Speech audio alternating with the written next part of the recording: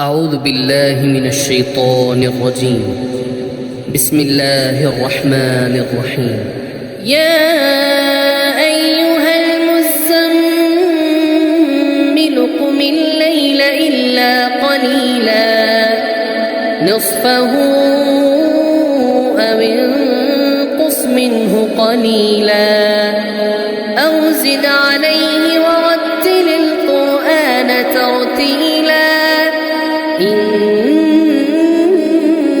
سنلقي عليك قولا ثقيلا إن ناشئة الليل هي أشد وطئا وأقوم قيلا إن لك في النهار سبحا طويلا واذكر اسم ربك وتبتل إليه تبتيلا رب المشرق والمغرب لا إله إلا هو فاتخذه وكيلا واصبر على ما يقولون واهجرهم هجرا جميلا وذرني والمكذبين أولي النعمة ومهلهم قليلا إن لدينا أنكالا وجحيما وطعاما ذا غصة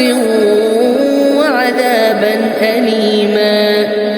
يوم ترجف الأرض والجبال وكانت الجبال كثيبا مهيلا إنا أرسلنا إليكم رسولا شاهدا عليكم كما أرسلنا إلى فرعون رسولا فعصى فرعون الرسول فأخذناه أخذا وبيلا فكيف تتقون إن كفرتم يوما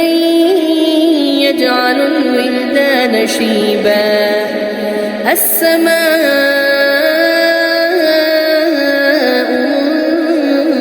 منفطر به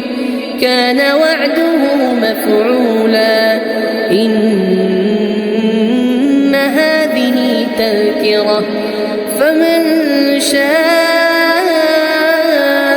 اتخذ إلى ربه سبيلا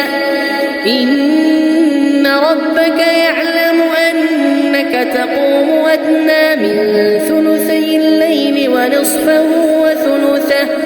ونصفه وثلثه وطائفة من الذين معك والله يقدر الليل والنهار علم أن لن تحصوه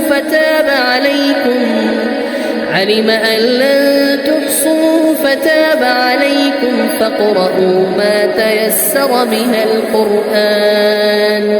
علم أن سيكون منكم مرضى وآخرون يضربون في الأرض يبتغون من فضل الله وآخرون يقاتلون في سبيل الله فاقرؤوا ما تيسر منه وأقيموا الصلاة وآتوا الزكاة وأقرضوا الله قرضا حسنا وما تقدموا لأنفسكم من خير تجدوه عند الله هو خيرا وأعظم أجرا واستغفروا الله